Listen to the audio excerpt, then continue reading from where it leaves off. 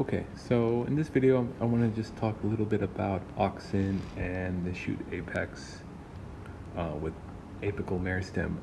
So the idea here is the growing, the kind of the top part of the growing tree, or of a bush or a plant, is where the apical meristems are. And I remember we talked a little bit, or the notes did, about that. So there's lateral ones, there's shoot, and there's various spots here, like buds on a tree, like you can see kind of at the beginning of the growing season, those sorts of things. And those are spots where new growth can occur. Okay, and those are basically the shoot ones. And then the lateral ones are what we more think about as bark, right?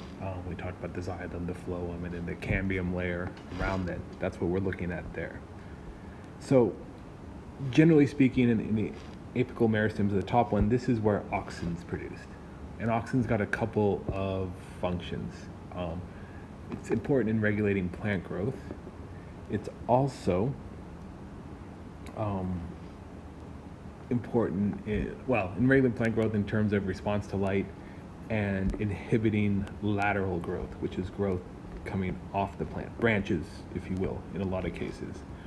So the closer you are to the top, the less branching that occurs because of auxin. As auxin diffuses down the plant, that inhibits any type of lateral growth, which kind of makes sense if you think about it, because if you have a sunlight source, shining down, that causes the equal diffusion of auxin.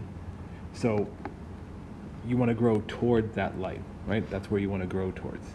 If you're not getting that light for whatever reason, then the plant needs to branch out, right? It needs to branch out and find other sources of light, other holes in the canopy of a forest, for example, or something along those lines.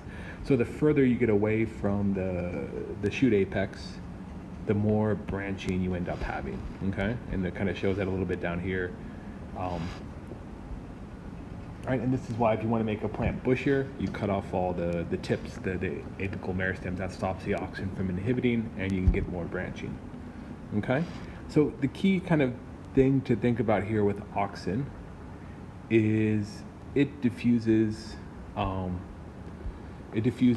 the tip down. So you can see here, it's equally diffusing down. So all of these cells are going to elongate. Right, they're gonna basically grow longer, and they're gonna move. This is gonna grow up towards the light. Okay.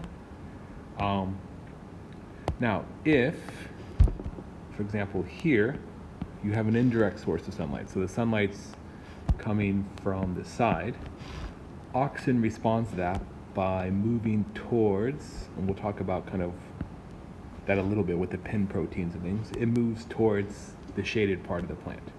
Okay, so towards the dark side, so to speak, any Star Wars fans out there.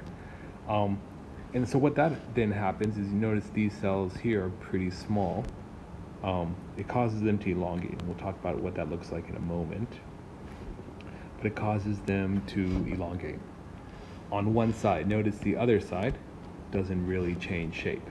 And that causes that plant to bend towards the light, which, if you're a plant undergoing photosynthesis, that's a very useful thing to be able to do. Okay? So that's kind of how the basics of phototropism works and how auxin plays a role in that.